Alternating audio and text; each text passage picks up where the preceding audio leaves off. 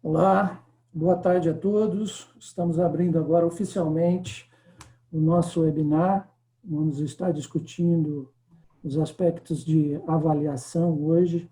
Esse webinar faz parte de uma série de outros dentro de um contexto de um fórum organizado pela Mazars, né, que conta com a colaboração de clientes e parceiros importantes que temos, né? Isso é uma iniciativa da Mazars, que a Mazars é uma empresa de auditoria e consultoria presente em mais de 100 países, né?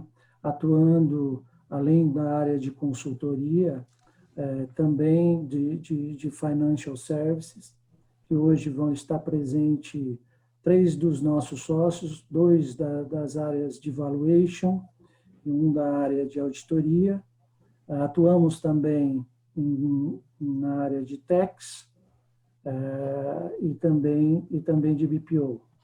Mas hoje tem uma estrutura de cerca de 44 mil colaboradores no mundo inteiro, né? E eu deixei para essa parte com relação aos colaboradores para o final da apresentação da Mazars, justamente porque tem um fato importante que muito me orgulha nesse momento difícil que a gente está passando, que esse número de colaboradores não mudou e deve não mudar em função dos aspectos da pandemia, né? Aqui no Brasil, graças ao esforço de todos os sócios, da nossa administração, estamos lançando mão de várias alternativas, mas, sobretudo, para preservar os nossos colaboradores, né? Então, isso é um fato de muito orgulho para eu que faço parte dessa empresa, né? E, obviamente, isso não seria possível sem a nossa carteira de clientes, que é um fato de muito orgulho também para a gente, né? E hoje temos a honra de estar presente conosco a Ana Silvia, que é diretora de controladoria da Eco Rodovias, né? Da qual eu tive e tenho o prazer de conviver por muitos anos, e espero que muito mais. A Eco Rodovias está conosco desde os primórdios das nossas atividades aqui no Brasil, né? E junto com a Ana, né, sempre aprendendo muito com ela. A Ana é reconhecidamente uma referência no setor, né? A gente sempre recorre à Ana também, além de atendê-la, mas também recorremos a ela sempre que precisamos, né? Além da Ana, estão presentes, como eu mencionei, 3 sócios da Mazars, 2 deles da área de valuation, o Kenzo, o qual eu costumo chamar de professor, dada a sua sapiência, né, reconhecida, de fato nos ensina muito e hoje, com certeza, não vai ser diferente. O outro é o Fábio, que também é brilhante e reconhecida competência dentro da nossa organização, e o Rodrigo Vinhal, que é um sócio da área de auditoria, hoje envolvido em financial services, que vai também estar abrilhantando a nossa apresentação, tenho certeza, uma pessoa da qual eu já conheço há muito tempo também, né? E hoje tenho o privilégio de estar conosco, fazendo parte do nosso quadro de sócios, né? Esse webinar tem várias finalidades, mas uma delas é, de fato, a contribuição da Mazars, de novo, com o apoio dos nossos clientes e colaboradores, com esse momento de pandemia. É uma forma de estarmos presentes, né, ajudando a sociedade, nossos clientes, parceiros, né, a passar por esse momento tão difícil.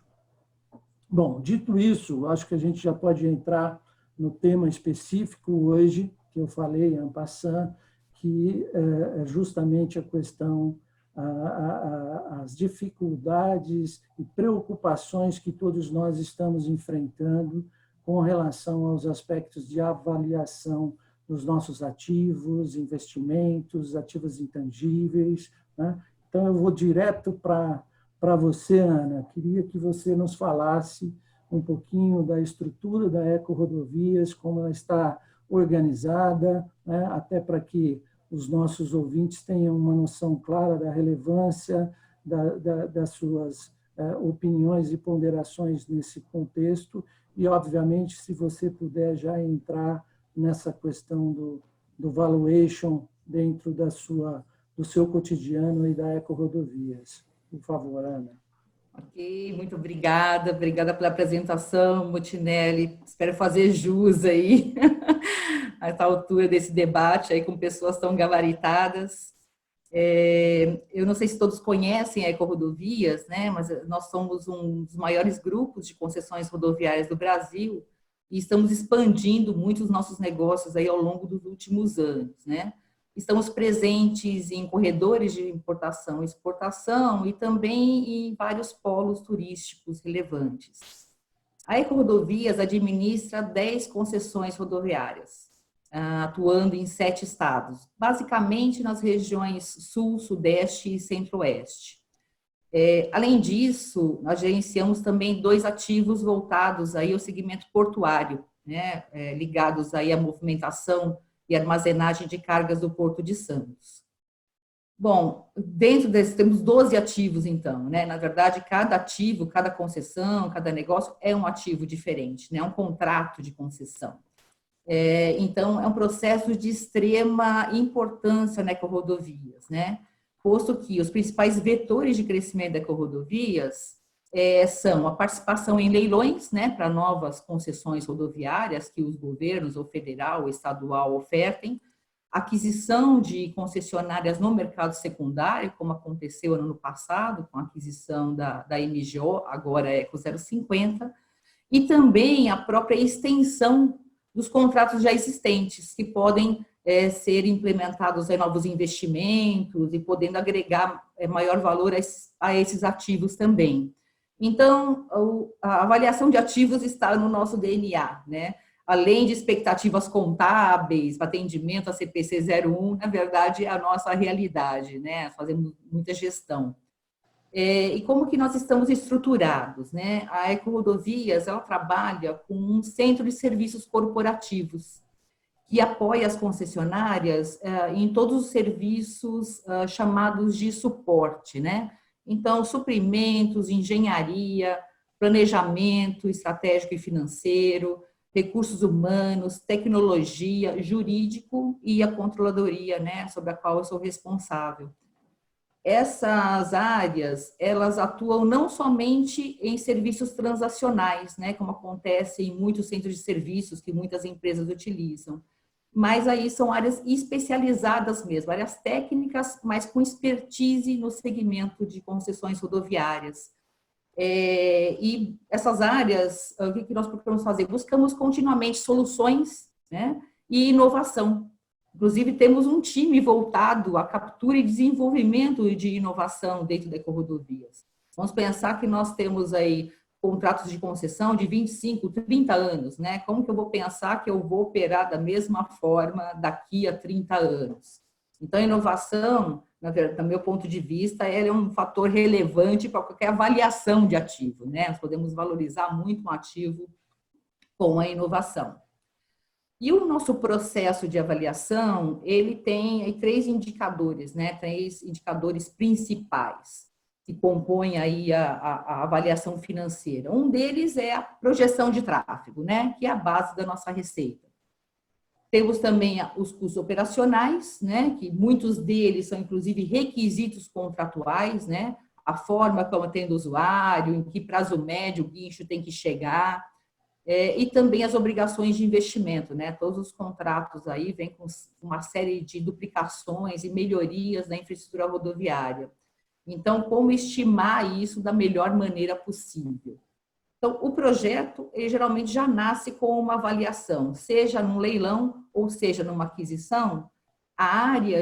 Nós temos uma área voltada para novos negócios que gerencia esse projeto mas quem participa da orçamentação daquele ativo são as mesmas áreas que vão controlar o realizado, né? Já atuei em empresas que o pessoal de projeto era um, o pessoal que realizava era outro, e depois é uma loucura para fazer as coisas acontecerem. Então, nós temos um time único que tanto participa do projeto, como depois assume a responsabilidade, né, pelas premissas utilizadas, mas todo esse time, suprimentos, gestão de pessoas com bases salariais, a engenharia, monitorando todos os investimentos nos prazos, né, que o contrato já estabelece.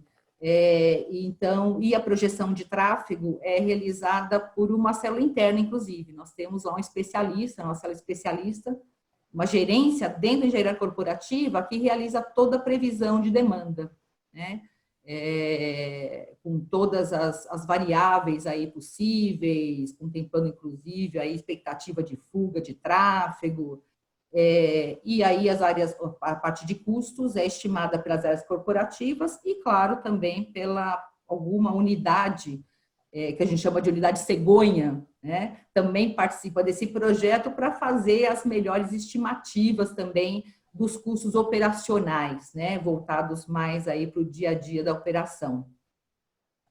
Então, o projeto já nasce bem robusto, com uma avaliação bem robusta, né? E aí é o ponto de partida. Depois, anualmente, nós fazemos uma revisão dessa avaliação, né, continuamente. Inclusive, apresentamos inclusive a performance desse ativo, essa projeção inicial. Depois que ganhamos o ativo, apresentamos a evolução desse projeto em relação ao realizado. E quando a gente fala em realizado de concessões, não basta só o realizado nesse momento, porque é um negócio com prazo determinado. Então, sempre, qualquer avaliação, ela tem que contemplar todo o prazo de concessão, né? Então, anualmente, nós também temos um processo de planejamento financeiro, também executado a várias mãos, onde participam também as áreas corporativas, e também realizado sobre todo o período de concessão. Esse mesmo trabalho que é executado anualmente nos dá uma base bem robusta para a análise de recuperabilidade, né, de acordo com os requisitos do CPC 01. Mas o objetivo é dar visibilidade para a administração, né, não é simplesmente o cumprimento aí dos requisitos do CPC 01.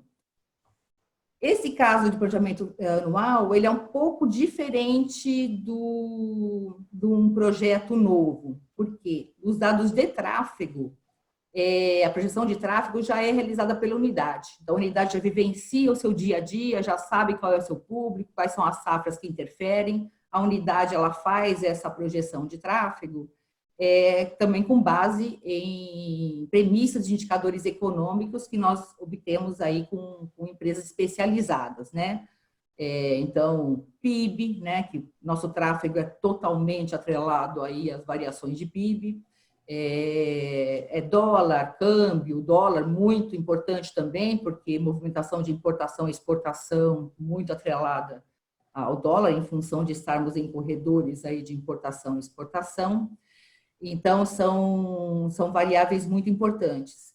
Então, essa projeção de tráfego é realizada pela concessionária, e depois ela é validada por essa célula da engenharia, quer dizer, então, essa célula critica as premissas utilizadas para que no final do dia nós tenhamos aí uma estimativa mais adequada possível, mais próxima da realidade, né?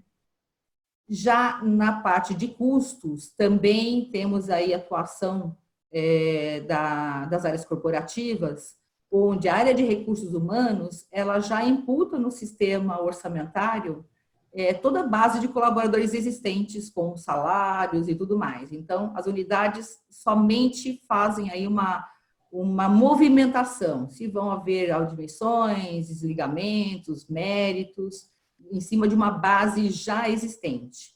A área de recursos humanos, inclusive, já imputa todas as previsões, premissas de reajustes salariais, de benefícios, treinamentos necessários. Adicionalmente, a área de suprimentos também já alimenta todos os contratos existentes. Então, vou ter um serviço de de ambulância, de inspeção de tráfego, se o contrato existente, a área de suprimentos já alimenta também esses valores. E cabe às unidades imputarem a previsão de serviços que vão ser contratados ainda, né? Então, dá uma robustez a essa participação do corporativo também para termos orçamento muito mais próximo da realidade. E aí, quanto aos investimentos, nós temos a área que é um dos maiores dispêndios, né, da Ecorodovia, são bilhões aí de investimentos. No ano passado, para vocês terem uma ideia, nós investimos 1 bilhão e 300 milhões de reais nas nossas concessionárias. Então, os investimentos, pela sua magnitude, nós temos a engenharia corporativa que gerencia, né, faz a gestão desde o projeto até a execução de todos esses investimentos, esse CAPEX, que é a obrigação contratual. Então, no orçamento, a engenharia também faz essa orçamentação, apoiada pela área de suprimentos, quando existe algum item que descola muito, por exemplo, de uma inflação, né? Nós temos, por exemplo, o CAP. O CAP é um insumo para massa asfáltica, é um derivado do petróleo, e o que nós vemos é um descolamento nos últimos anos em relação à inflação, né, com aumentos aí que foram estratosféricos no passado. Então, a área de suprimentos apoia com os custos unitários os principais insumos também para obras, né? Então, depois desses 3 indicadores serem aí orçados, aí cabe às áreas de controladoria e planejamento financeiro analisar aspectos tributários, aspectos de necessidade de recursos financeiros, sejam eles próprios ou de terceiros, analisar linhas que existem aí nos bancos, quais são as taxas praticadas. Então, é um processo bem robusto, bem dentro da realidade, né? E propicia aí para a administração da Ecorodovias uma confiança sobre o valor real dos seus ativos. Legal, Ana. Muito obrigado. Eu acho que deu uma visão bem ampla da importância desse assunto de valuation e o quanto você está envolvida nesses assuntos. Já já eu volto com você para a gente explorar um pouquinho mais esse seu conhecimento. E queria enfatizar aqui para os participantes, né, que estão com a gente na web, que o nosso chat está aberto para questões, mas, além disso, todas as perguntas que recebemos, nós assumimos o compromisso de, desde já, de responder a todas elas, tá bom? Então, fiquem tranquilos que, se não for possível a gente responder aqui agora ao vivo, iremos fazê-lo via e-mail o mais rápido possível. Bom, agora eu queria passar para o Kenzo. Kenzo, eu sei que você preparou uma apresentação para a gente, né, para nos falar um pouquinho com relação à importância desse tema de avaliação, né, sobretudo nesse contexto complicado, nesse momento que a gente está passando de pandemia também. Então, por favor, com a palavra, Kenzo.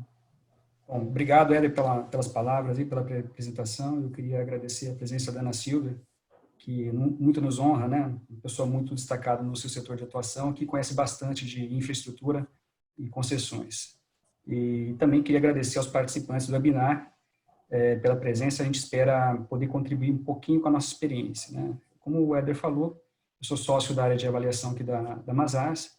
Meu papel aqui é conduzir, junto com o Fábio, que é outro sócio da área, os trabalhos de valuation, seja avaliação de ativos intangíveis, de participações em empresas, para FIPs, por exemplo, ativos imobilizados e, enfim, toda a infinidade de ativos, a gente está aí à disposição para fazer esse tipo de trabalho.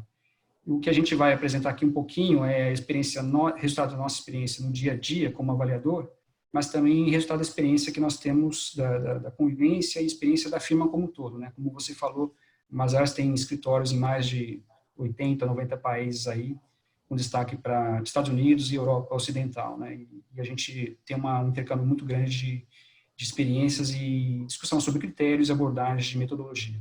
Não foi diferente nesse caso do Covid-19. A gente já teve algumas interações com os times de Londres e da França, para discutir critérios e como melhor abordar esse tema de avaliação de ativos. Então, a gente espera bater papo aqui com vocês, nesse bate-papo trazer alguma experiência, né? Antes de entrar no PowerPoint, né, infelizmente não tem jeito, a gente precisa passar por eles para mostrar as tabelas, os gráficos, apesar de ser um pouco, enfim, às vezes monótono, a gente precisa desse suporte, né? Eu gostaria de enfatizar que a experiência a importância ou relevância de se falar de avaliação de ativos ou de empresas, nesse momento, ela se dá basicamente, enfim, por uma série de motivos, mas principalmente são 2 motivos principais. Um, a Ana Silvia já mencionou, que é a questão do CPC 01, né? Esse cenário, esse contexto de dificuldades, de mudança no ambiente macroeconômico e empresarial, ele funciona como um potencial trigger para que alguns testes que as empresas vêm fazendo rotineiramente, e geralmente ao final do ano, sejam eventualmente antecipados mediante uma solicitação do auditor, ou de cotista, ou de investidor, né? Então, é uma discussão que a administração tem que fazer com o seu auditor. Mas existe essa possibilidade de que esses testes sejam antecipados. E uma segunda importância, mas não menos importante, é o fato de que fazer avaliação nesse contexto de incerteza se tornou muito mais complexo e desafiador, né? A gente sempre brinca, né, que planilha aceita qualquer coisa, né? De fato, o Excel aceita. Cabe a nós, administradores, avaliadores, auditores, agir de forma diligente e com uma devida técnica, com boas práticas, para que os trabalhos sejam robustos o suficientes para que a comunidade, né, os investidores, o mercado de uma forma geral, tenham confiança naquele trabalho que está sendo preparado pela administração e pelo avaliador. Então, feito esse parênteses aqui que eu acho importante, eu vou ter que, infelizmente, entrar no PowerPoint aqui, tá? Vou começar falando um pouquinho sobre o contexto, né, atual em termos de macroeconomia. Avaliador não tem jeito, né? A gente vai olhar um pouquinho para o mercado de capitais, o Ibovespa, e um pouquinho para as expectativas quanto a nível de atividade no Brasil, né? E daí vamos derivar e falar um pouquinho das situações que tornam em especial o importante o tema avaliação. Deixa eu ver se eu consigo...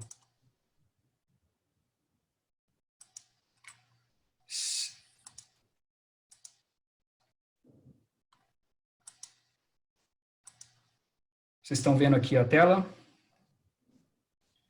Bom,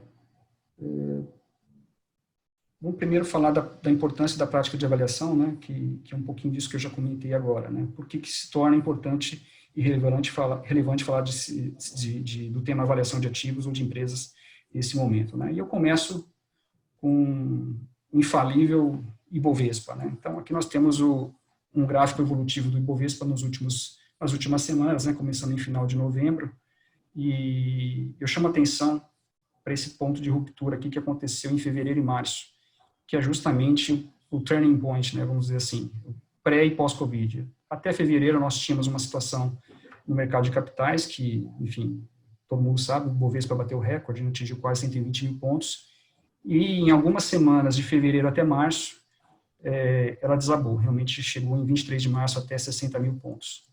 Evidente que algumas considerações precisam ser ditas, né? Primeiro que cada setor foi atingido de uma forma diferente, né? A gente sabe que o setor de TI sofreu menos que o setor de transporte, setor de turismo e viagens, né? Principalmente transportes aéreos.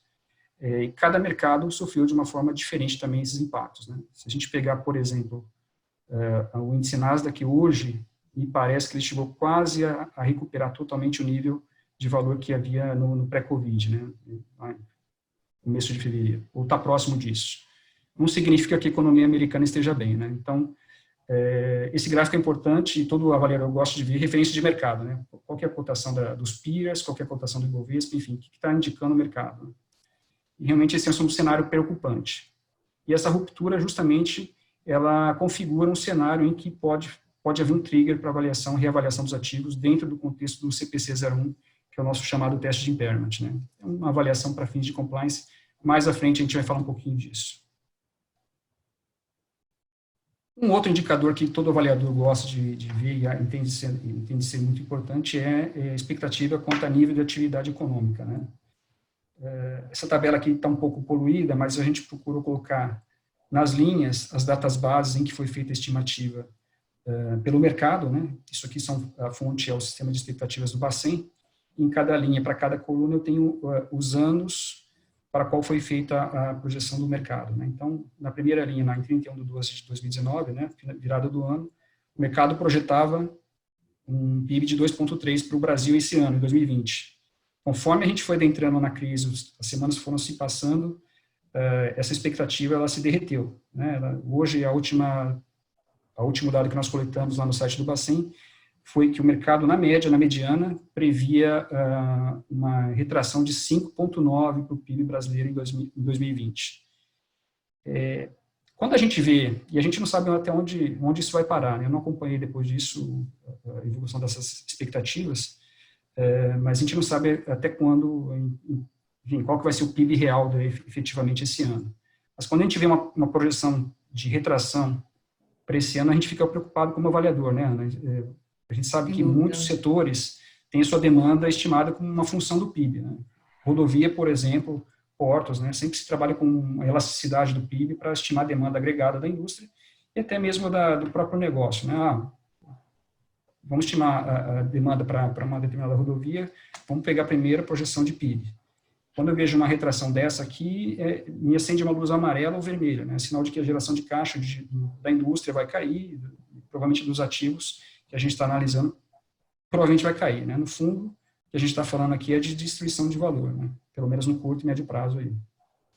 Se a gente observar para 2021, tem uma recuperação esperada pelo mercado, né? Sempre lembrando que essa tabela aqui não é uma projeção do Banco Central oficial, mas sim uma pesquisa de mercado que é feita semanalmente ou quinzenalmente, não sei bem qual que é a frequência, mas é uma coleta de expectativas de mercado. Então, se a gente olhar para a projeção para 2021 aqui, dá para imaginar que o que a gente vai recuperar em 2021 não é suficiente para cobrir o que a gente vai decrescer em 2020, né? Que é preocupante, né, em termos de avaliação, né?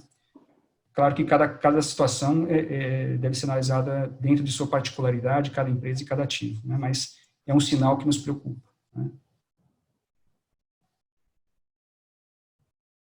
E aqui, finalmente, eu caio naquilo que eu havia iniciado no meu discurso, né?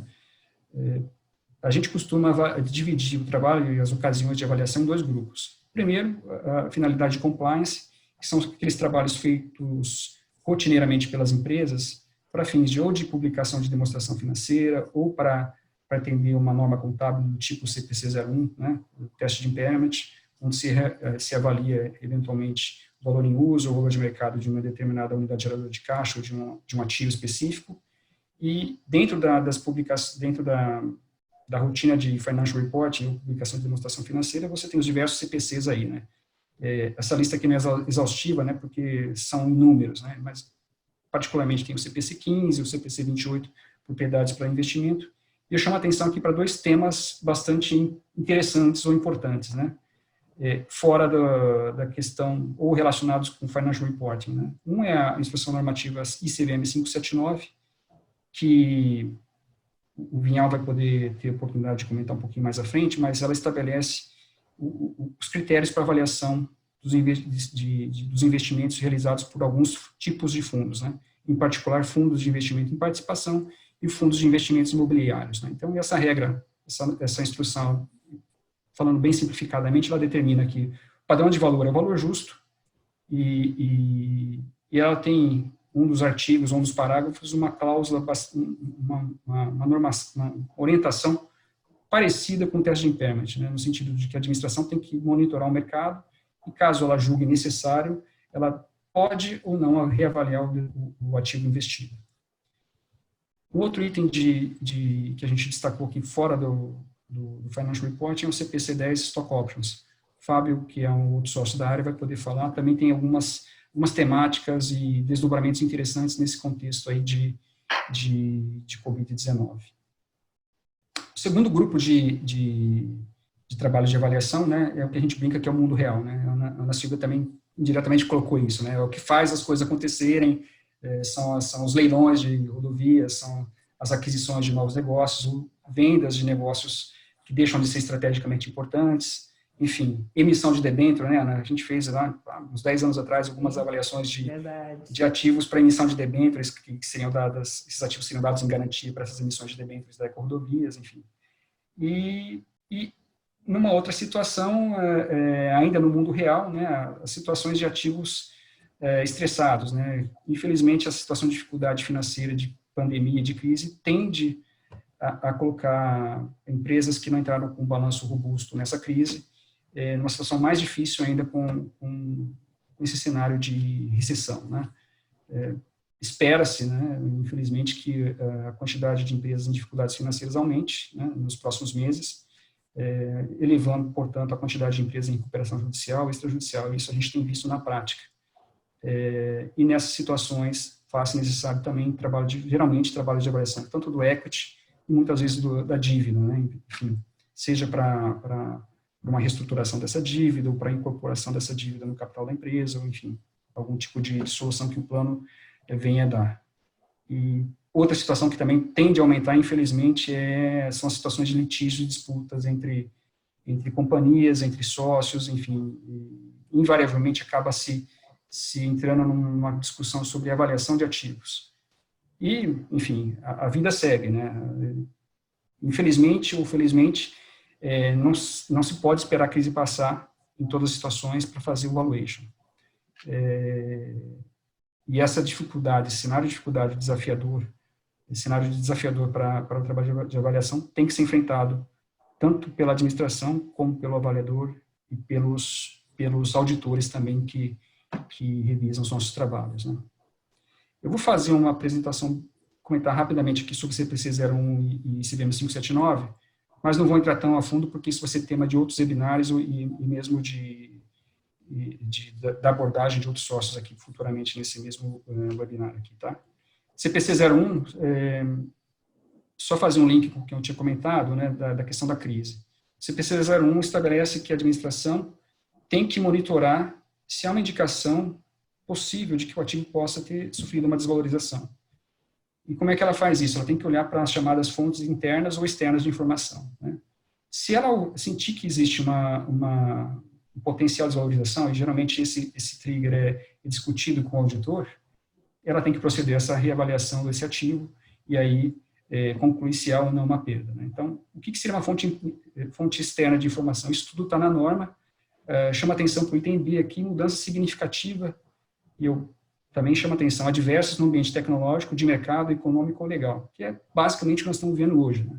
Bolsa derretendo, previsão para PIB também derretendo, infelizmente, e uma certa instabilidade e acirramento do ânimo político aí no ambiente local, aqui no Brasil, pelo menos, né?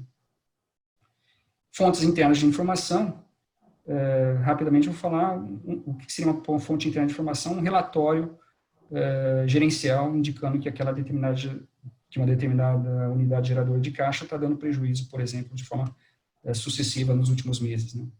Provavelmente algumas empresas ou muitas se deparam com essa situação, né? A gente tem visto isso na prática, né? O resultado projetado ano passado era um, e a realidade das coisas se mostrou totalmente outra em função da realidade econômica atual, né? E o último ponto que eu gostaria de mencionar aqui nessa primeira pergunta, né, é a ICVM 579, que eu comentei anteriormente, né? Essa ICVM, ela determina que, vamos falar do caso dos FIPs e dos fundos de investimento imobiliário, devem usar o padrão de valor como sendo valor justo, quer dizer, os investimentos têm que ser avaliados a valor justo, e o parágrafo 2º do artigo 3º diz que a administração ou administrador do fundo deve avaliar continuamente a existência de eventos ou alteração de condições que possam influenciar materialmente o valor justo dos investimentos. Isso aqui lembra um pouquinho o CPC 01, né, no sentido de monitorar as condições internas e externas do ativo e, eventualmente, chegar-se à conclusão de que deve ser feita a reavaliação desse ativo. Esses é o pano de fundo, né, do porquê que a gente entende ser importante esse tema de avaliação e não por acaso a gente tem discutido isso muito com os outros escritórios da Mazars e tem visto uma certa movimentação no mercado no sentido de muitos papers falando de abordagens, critérios de avaliação que têm que ser seguidos agora nesse ambiente de Covid-19. A gente pode mais para frente falar de alguns desses pontos aí. Tá, muito obrigado, Kenzo. Acho que ficou claro. Na verdade, não são boas notícias, não é um cenário animador, né? Mas, de fato, são desafios, como você disse, que temos que enfrentar. Não podemos ficar de braços cruzados, temos obrigações, seja com o próprio negócio ou até mesmo com a apresentação das nossas demonstrações financeiras, né?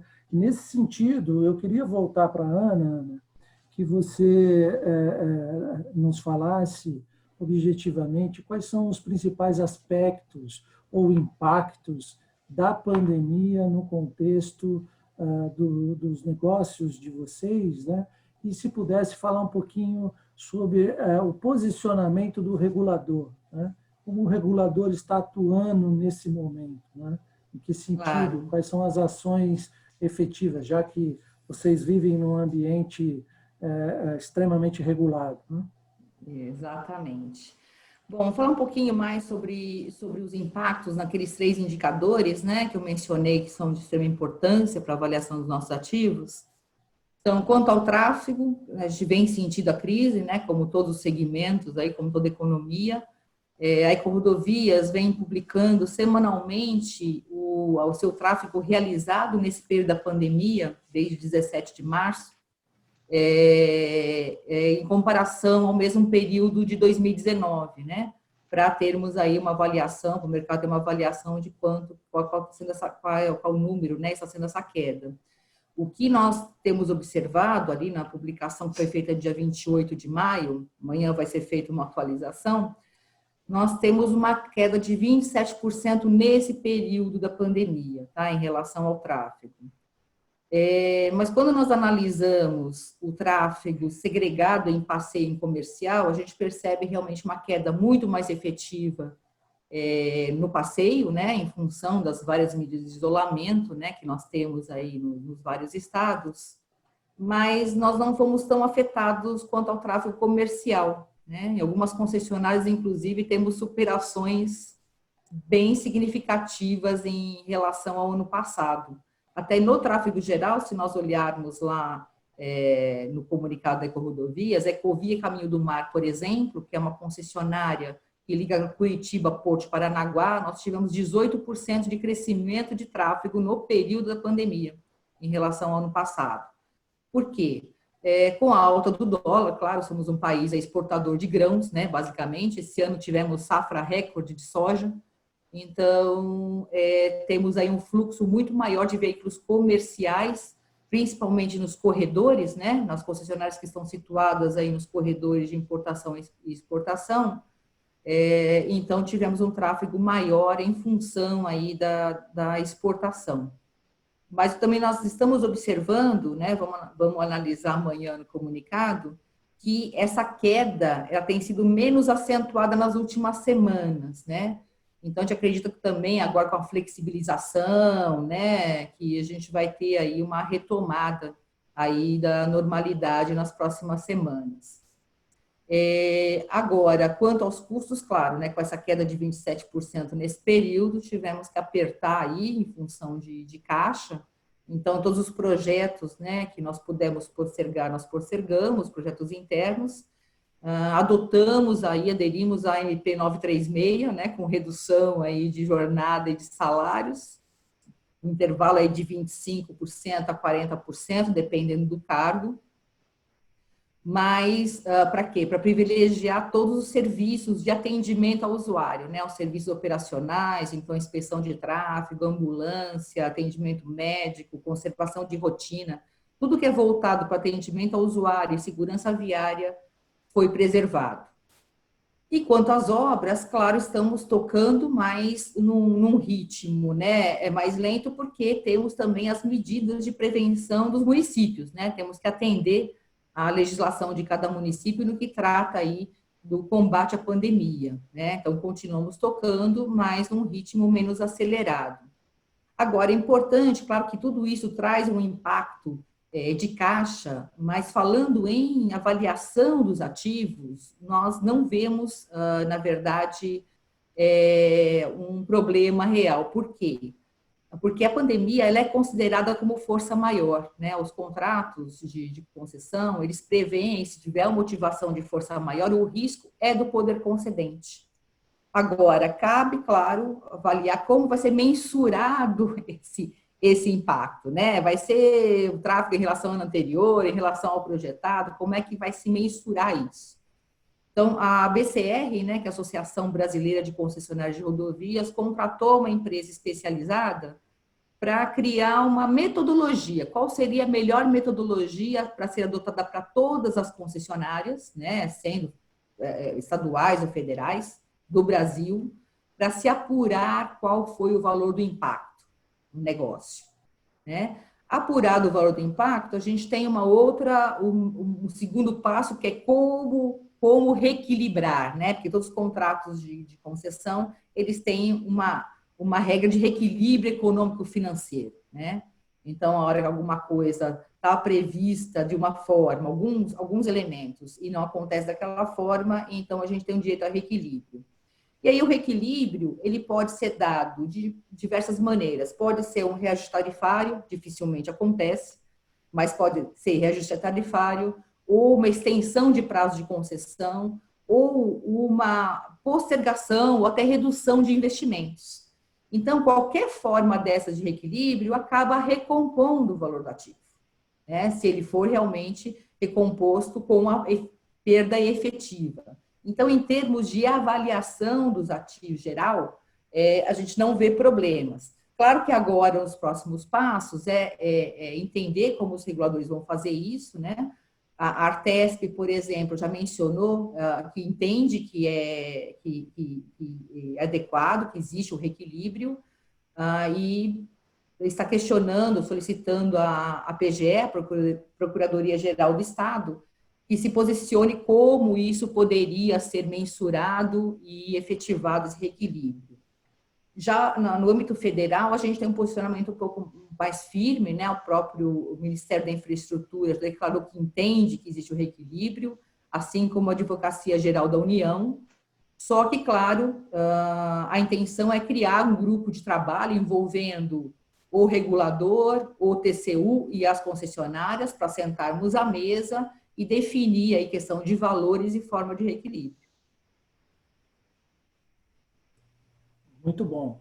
De toda sorte, tem uma tarefa complicada, né? Como você mencionou, a mensuração, que definir os parâmetros no ambiente regulatório, você Verdade. mais do que ninguém sabe que não é nada muito fácil. Tem que Não é conciliar fácil. vários interesses, inclusive os nossos particulares, né? Exato. De passagem.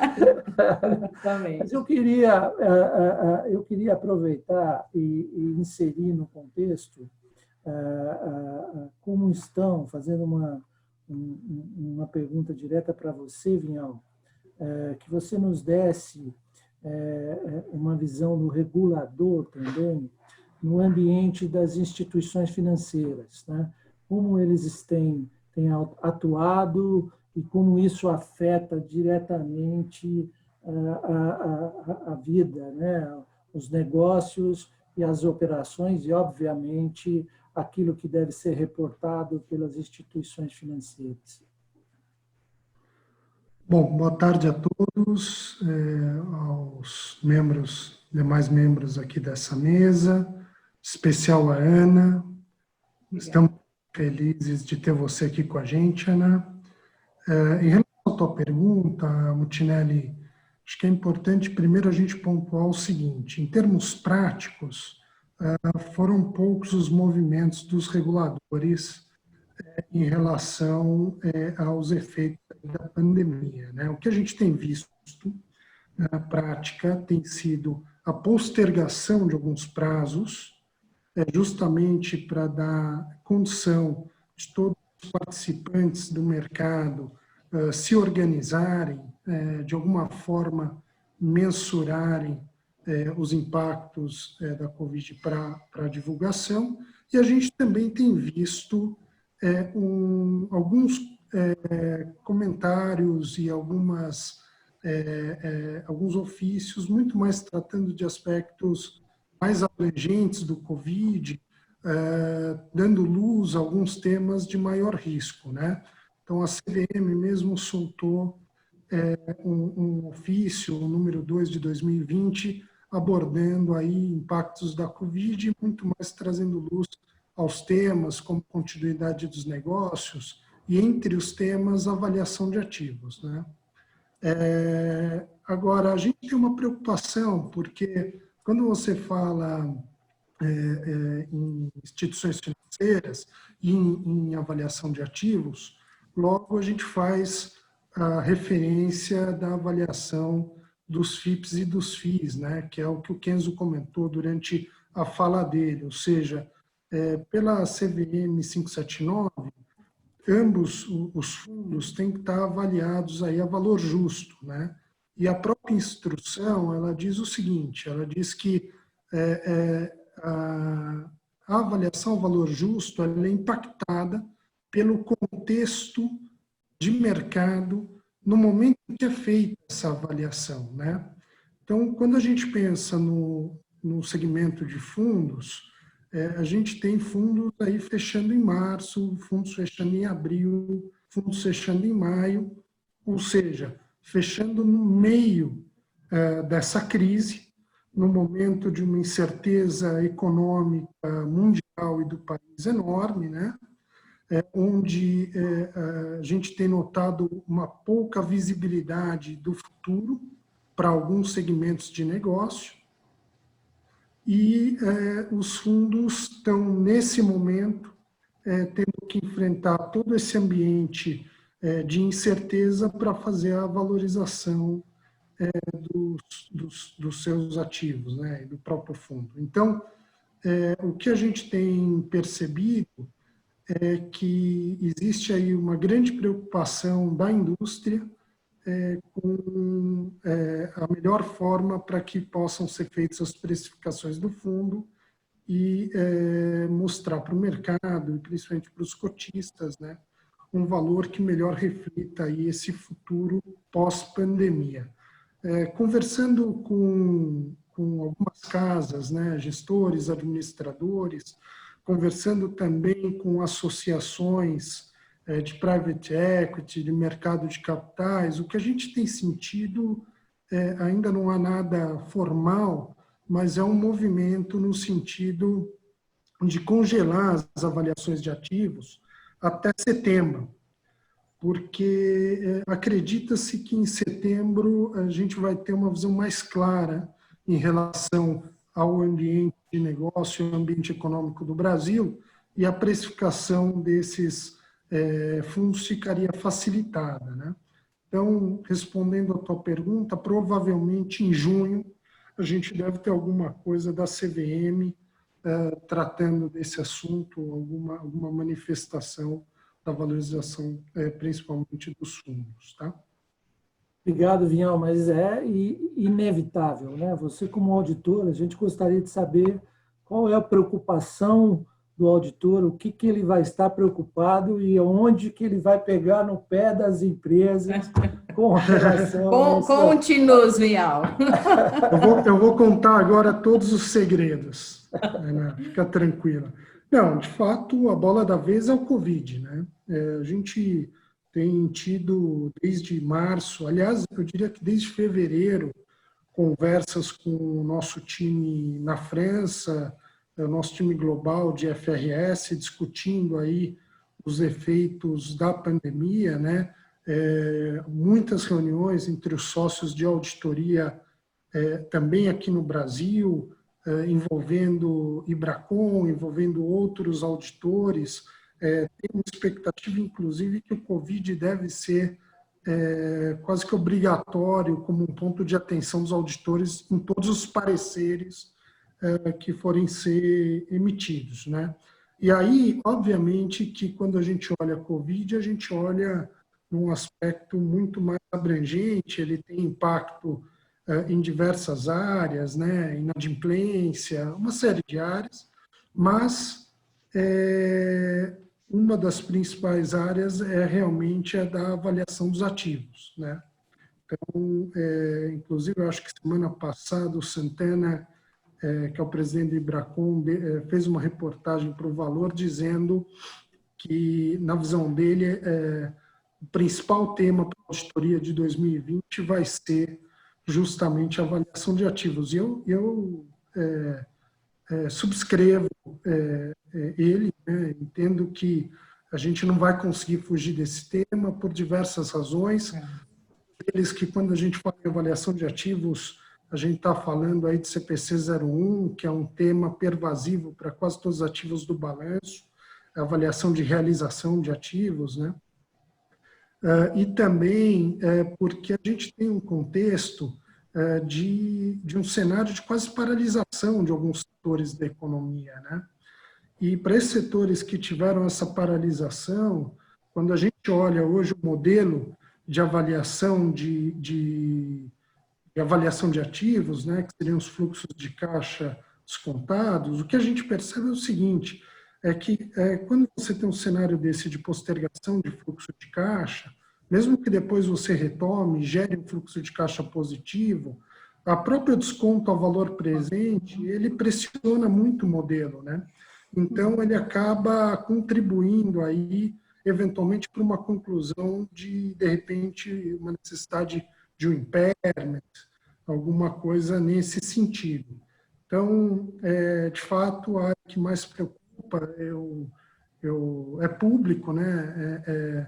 Petrobras reconheceu agora, no início do ano, 66 bilhões de perdas com reavaliação de ativos. Tem um estudo recente da Ambima, base aí em abril, que fez um levantamento das 69 empresas que compõem o índice Bovespa, né?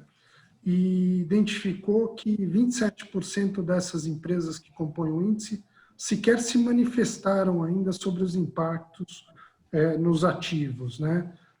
23% se manifestaram dizendo o seguinte, olha, a gente precisa rever todas as projeções.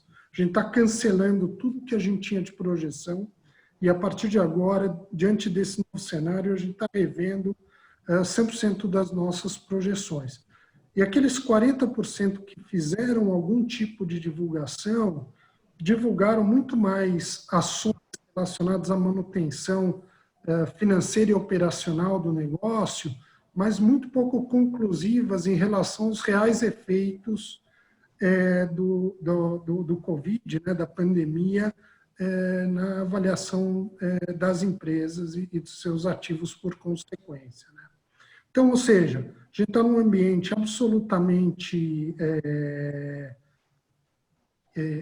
absolutamente instável do ponto de vista econômico, com uma visibilidade reduzida, porque a gente está no meio do processo, é muito difícil a gente fazer cenários do pós-pandemia, né? A gente está vendo uma série de mudanças, inclusive mudanças de costumes da população, que isso, em última instância, tem impacto nos negócios, né?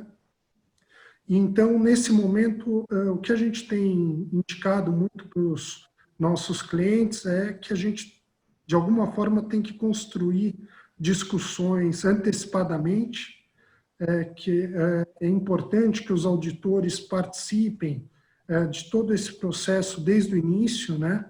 E que esses temas, que certamente serão temas relevantes, principalmente a avaliação dos ativos para o final do ano, têm que ser tratados com muita antecedência, para evitar algum tipo de surpresa na frente. Então, acho que, de fato, você falou, é um assunto super relevante para fins de auditoria e vai ser a bola da vez aí em 2020.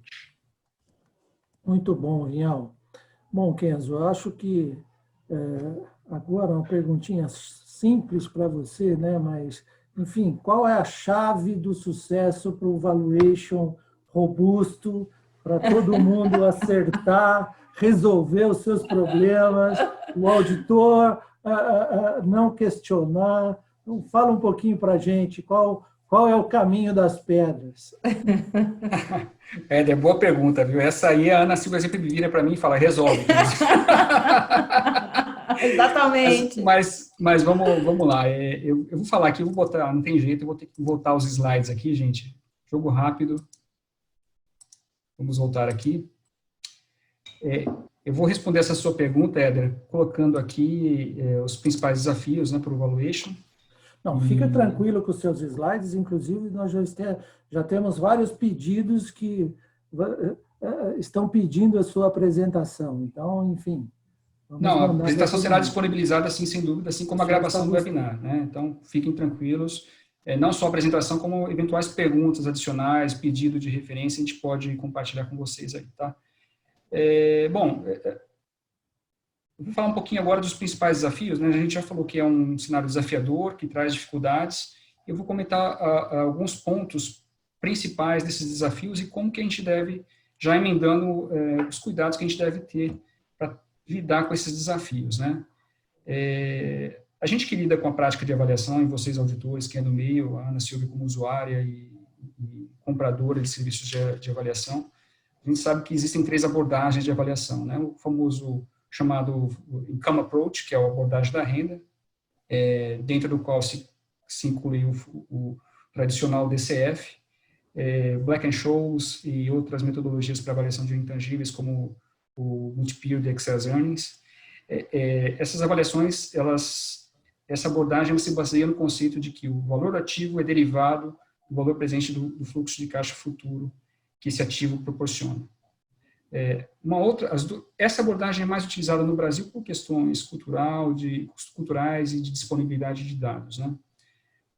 Uma segunda abordagem, que é o Market Approach, né? Aqui a gente está falando basicamente, para a gente que conhece, né, avaliação, e para quem já transitou um pouquinho, conhece o método de transações comparáveis, ou já ouviu falar, e o método múltiplos de valor, né? O foco aqui é parâmetro de mercado, né? E essa abordagem é muito utilizada em mercados mais desenvolvidos, onde você tem uma base maior de transações comparáveis, uma base maior de dados, que permita seu uso de uma forma mais disseminada, né? Aqui no Brasil, a gente usa muito, quando se fala em avaliação de empresas, como um método corroborativo do DCF, tá? E tem uma terceira abordagem, que é o Cost Approach, ou Asset Approach, Asset Based Approach, que ele tem uma aplicação um pouco mais limitada em avaliação de empresas em situação de continuidade, mas ela é bastante utilizada na avaliação de determinados tipos de ativos intangíveis, tipo, por exemplo, workforce, e alguns tipos de ativos imobilizados, né? Então, para ser bem rápido, eu sei que o nosso tempo está acabando, mas a gente vai focar a nossa discussão, até pela importância, no Income Approach, né, que é a nossa realidade mais imediata e mais aplicada no dia a dia, né?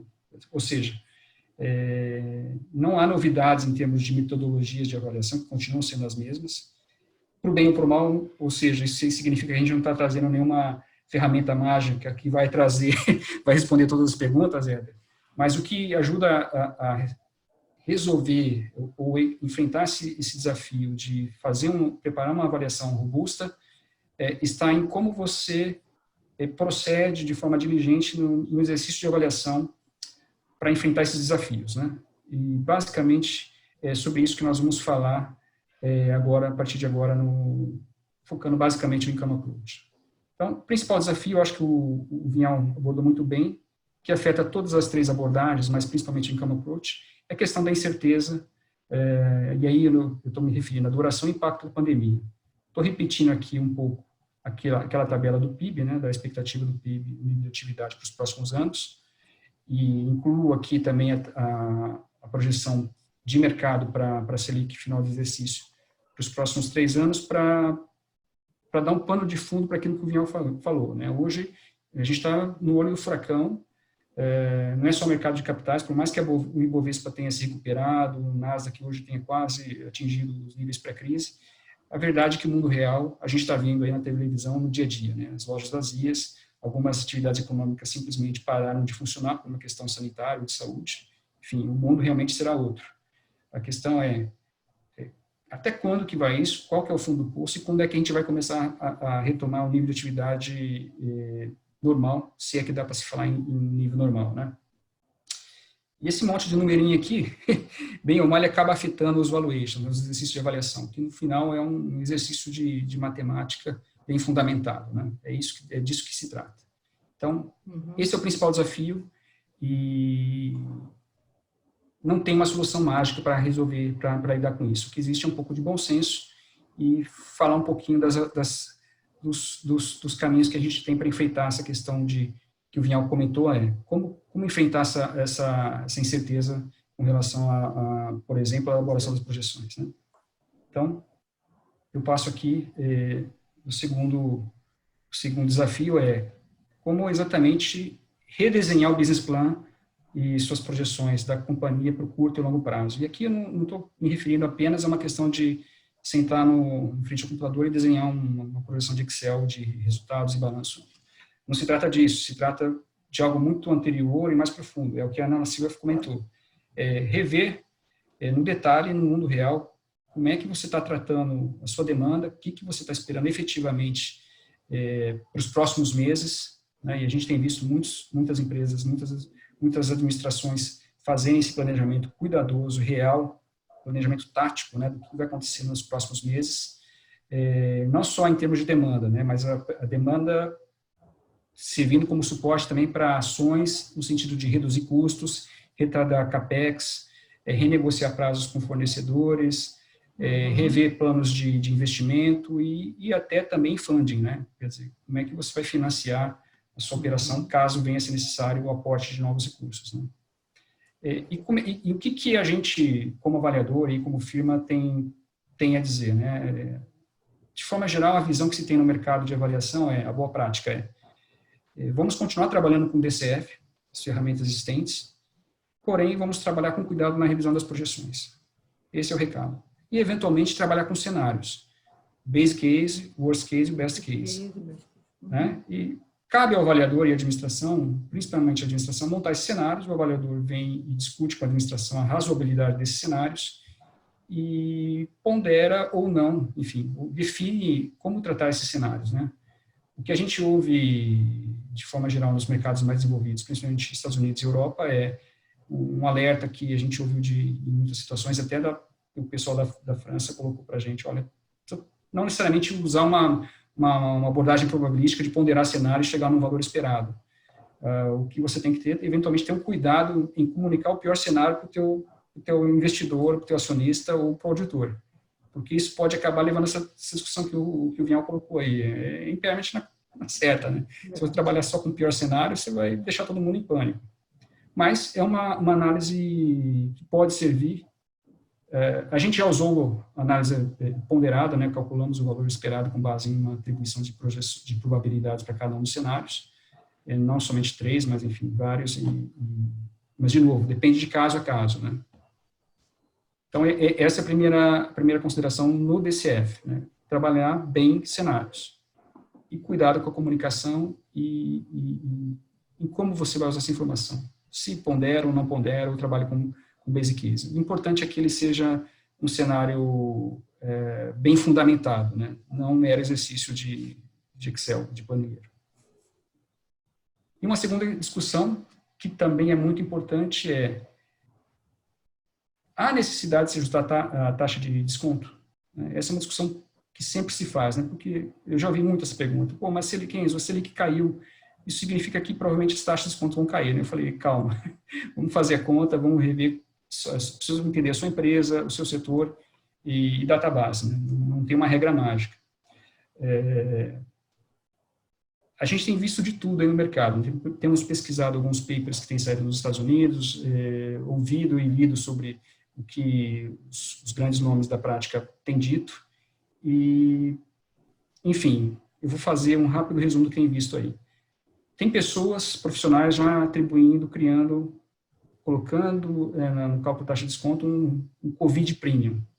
Então, o Chris Mercer, para quem é do meio, conhece bastante, é um profissional muito conhecido no mercado americano, ele tem usado um prêmio adicional de risco, Covid Premium de 1%. Né? Enfim, a gente não usa isso.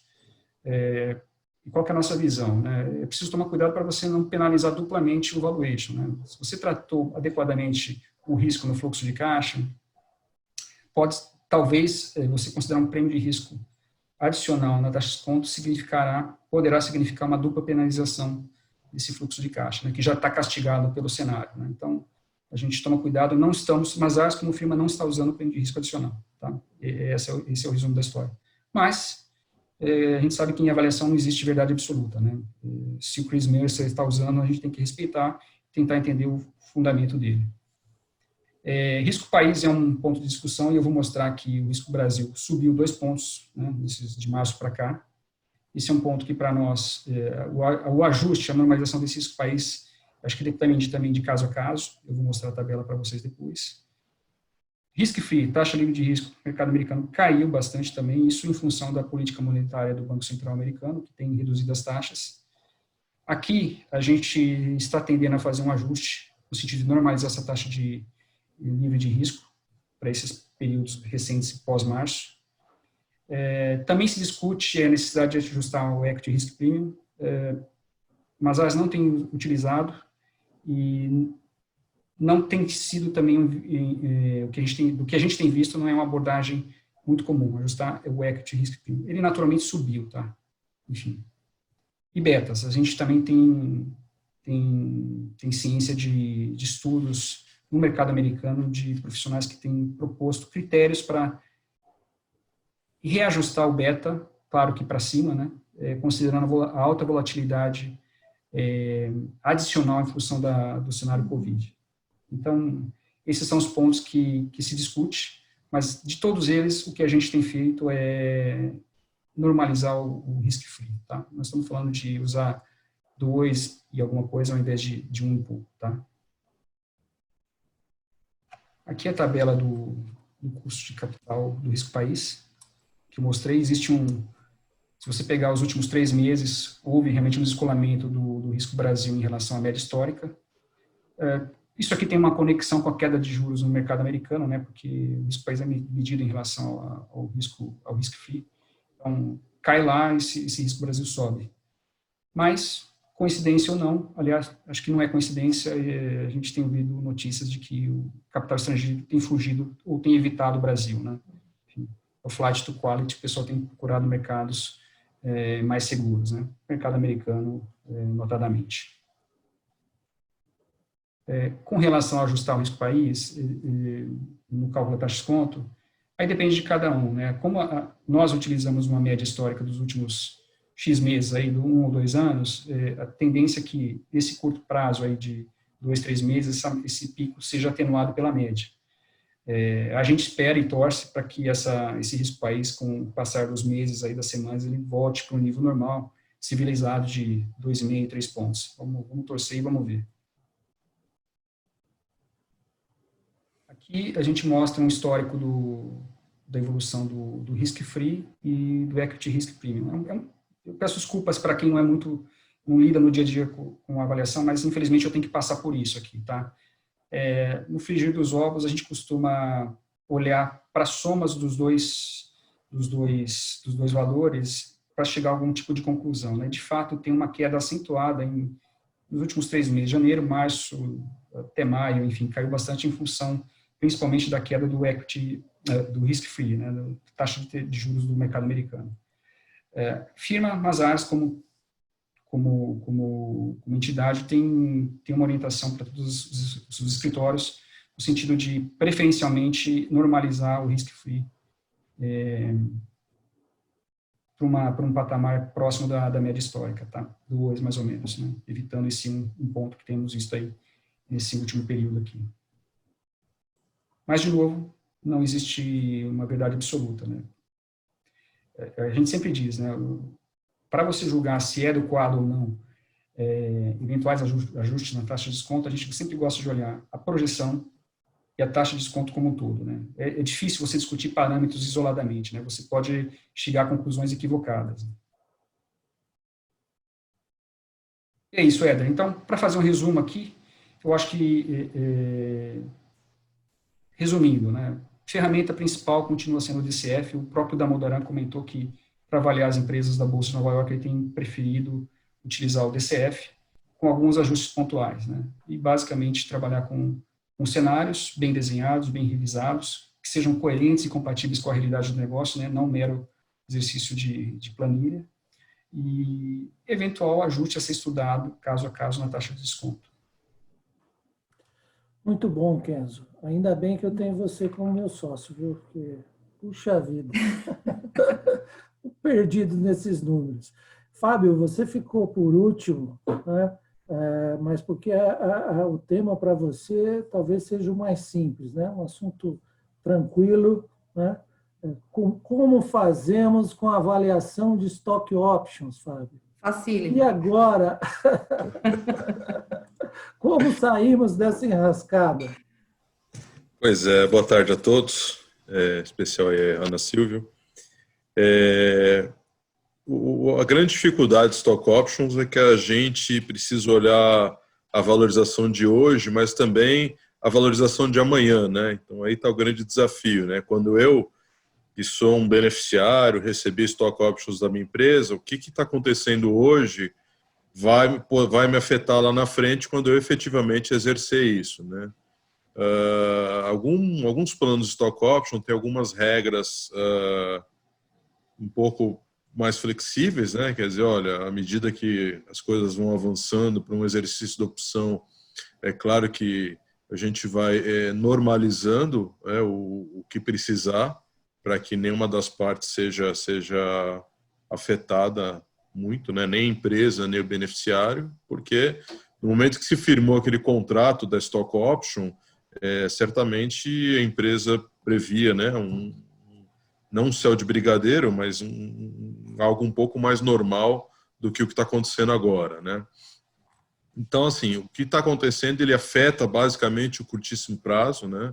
Essas avaliações que são feitas agora, e tende a ser um pouco diluído esse efeito quando se fala em lá na frente, né? Então, assim, quando eu uso um modelo de precificação para olhar o valor de uma empresa lá na frente, óbvio que o ponto de partida hoje, né, tem efeito, e também esses movimentos, né, muito bruscos de alta e de baixa, eles vão afetar o meu modelo para frente, né? Quer dizer, a que ponto isso pode chegar num melhor cenário e num pior cenário, né? E qual que vai ser o meio do campo aí, que é onde eu devo provavelmente aí exercer minha opção e ter a minha poupança, né? Nada mais é do que isso, né? Quer dizer, o beneficiário ele tem uma poupança aí e isso está atingindo aí basicamente as expectativas dele, né? Poxa, eu estou confiando, estou tendo aqui o meu trabalho e a minha empresa ela precisa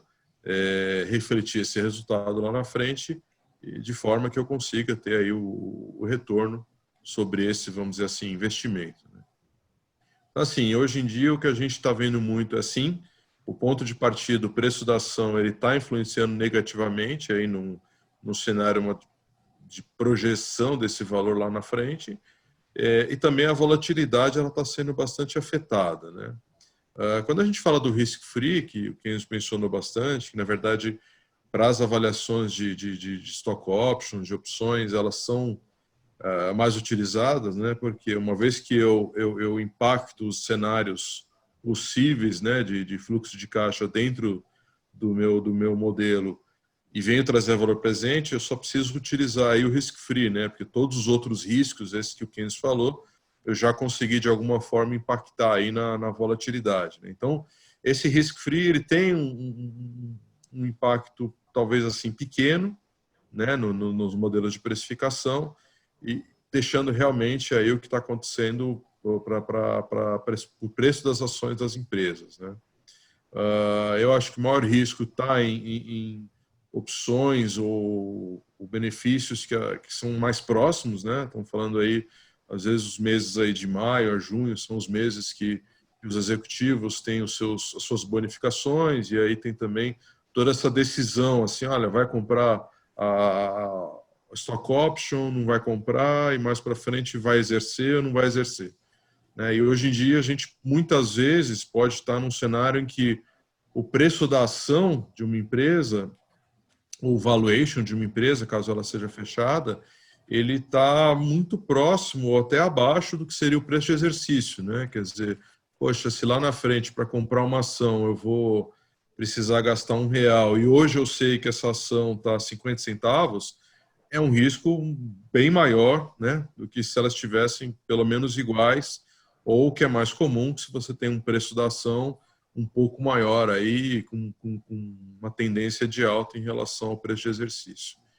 Então, em suma, o grande desafio é esse, né? Quer dizer, conseguir não impactar tanto esses fatores de curto prazo no longuíssimo prazo, que é quando realmente aí está se falando dos planos de opções, e conseguir aí, quer dizer, tentar o máximo possível mensurar se o impacto, embora não seja tão grande, mas muitas dúvidas são qual é o impacto, né? Então, assim, quer saber qual impacto vai existir. Algumas empresas que fazem opção por liquidação das opções aí em dinheiro, elas devem conhecer esses impactos logo mais, né?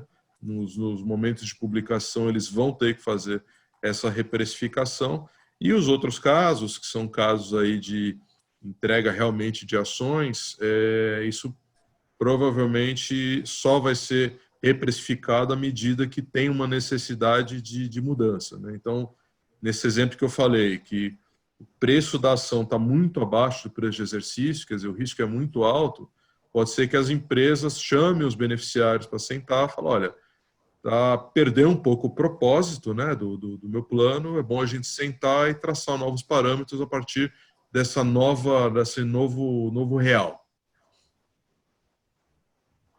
Muito bom, Fábio. Bom, eu acho que,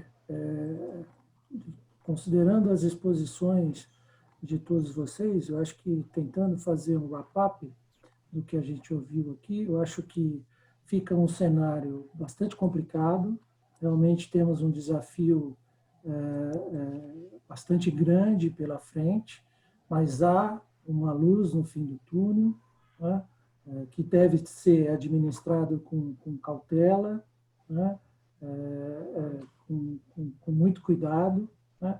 Felizmente, alguns movimentos dos órgãos reguladores têm ajudado de maneira positiva, né. Nós vimos a recente modificação do IFRS 16, que saiu dia 1º, né, que, de fato, traz uma mensagem que os efeitos do Covid não devem ser tratados como um evento de modificação, né, que, de certa forma, indica um bom senso razoável, né, e um pouco em linha, que é um momento de cautela, de não se desesperar e muito menos promover ajustes significativos nas demonstrações financeiras, né, até porque as premissas têm um grau de dificuldade bastante grande, né?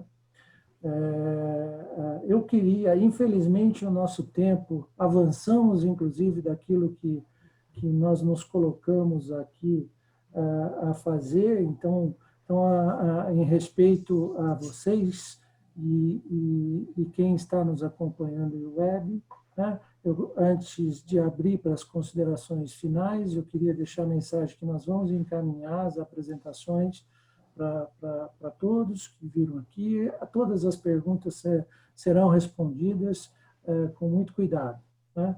Então, Ana, eu queria abrir para as suas considerações finais. Por favor, fique à vontade. Eu agradeço. Então, gostaria de finalizar, então, falando um pouco de como tem sido a atuação da Ecorodovias para os seus usuários nesse período de pandemia, né, principalmente os caminhoneiros, porque é uma atividade aí tão necessária, né, no nosso dia a dia. Esses profissionais aí continuaram aí o seu trabalho, né, levando alimentos, medicamentos, né, outros itens aí tão necessários para o nosso dia a dia, né? Então, a Ecorodovias, ela está investindo 5 milhões de reais, né, para essa finalidade. Todas as concessionárias montaram pontos de apoio, bases de apoio aos caminhoneiros, onde são distribuídas refeições, kits de higiene, e até mesmo aplicação de vacinas em algumas concessionárias, né? E também em parceria com o Sem Parar, Veloy e ConectCar, que são as operadoras do sistema automático de pedágios. Nesse período de pandemia, nós distribuímos mais de 8.000 tags, né? Tag é aquela etiquetinha, né, que vai aí no para-brisa para passar na pista automática, que foi uma ação aí muito efetiva para não haver contato do arrecadador com o usuário, né, preservando aí a saúde, né, de ambos, e também não haver manipulação em dinheiro, né? Então, eu queria deixar registrado aqui essa atuação da Ecorodovias, procurando atender aí seus usuários da melhor maneira possível. Ok. Kenzo, um minutinho para suas considerações. Éder, eu queria agradecer a todos aí pela presença. Ana Silvia Almeida, novamente, muito obrigado pela sua presença. Eu queria agradecer a paciência e a atenção dos participantes do webinar, né, dos espectadores, telespectadores, ouvintes. Se vocês quiserem, nossos e-mails estão no site da Mazars, podem encaminhar as perguntas, a gente pode, na medida do possível, ir respondendo as perguntas que não foram respondidas hoje, infelizmente por falta de tempo, né, mas a gente vai procurar atender a todos e estamos até à disposição para conversar sobre o tema. Fábio. Bom, também agradecer aí a participação de todos, dos panelistas, em especial a Ana Silvia, aí, que deu o prazer da companhia, e a gente está sempre à disposição aí para ajudar no que for necessário. Vinhal, por favor.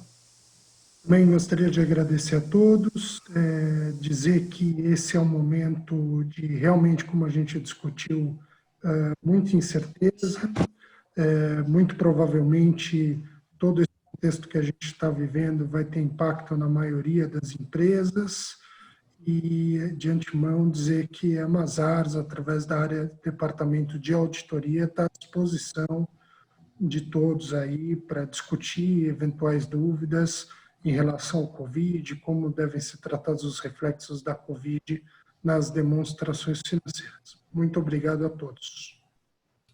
Bom, então, para a gente encerrar, eu também queria agradecer, começando pela nossa equipe de apoio, Tatiana, Evelyn, Milena, muito obrigado pela estrutura que vocês montaram e para todo o apoio. Obrigado aos meus sócios, novamente. De novo, é um motivo de orgulho tê-los como meu sócio. E Ana, poxa vida, não tenho palavras. Muito obrigado por, mais uma vez, se mostrar uma parceira de fato, e nos abrilhantando, aí, cedendo o seu valioso tempo para estar conosco. Tá? Obrigado eu que a agradeço. todos.